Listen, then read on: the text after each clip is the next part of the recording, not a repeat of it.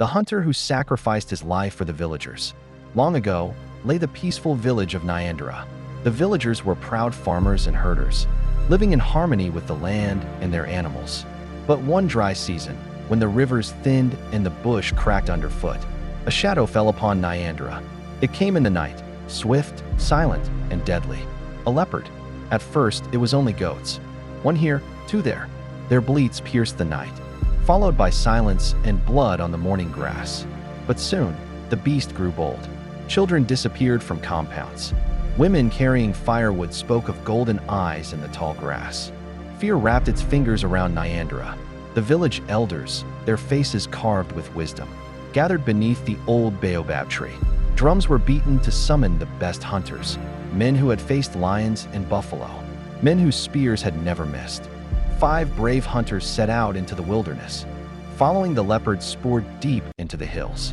For 2 days and nights, they tracked it, sleeping in trees, listening to the rustle of leaves and the occasional growl that sent shivers down their spines.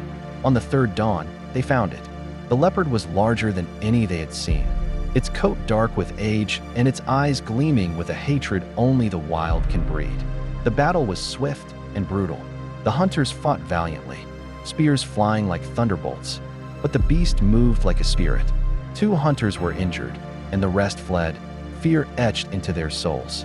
But one man stayed, Omari, the youngest hunter, tall and quiet, known more for his patience than his strength.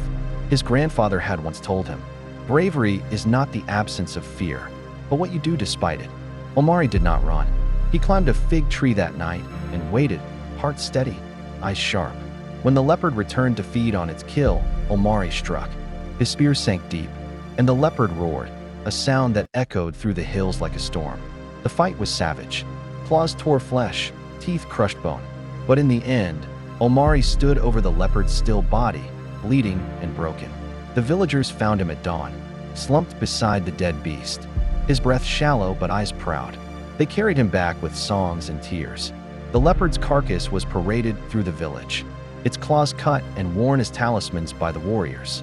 Children chanted Omari's name, and the elders declared a feast of honor. But the wounds were too deep. 3 days later, Omari passed under the same baobab where his name had been praised. The village mourned. Drums beat low and long into the night. Yet in his death, he became more than a hunter. He became a legend. To this day, in Nyandira, when the moon is high and the night quiet, the elders tell of Omari, the man who faced the darkness alone, and though he died, gave his people light.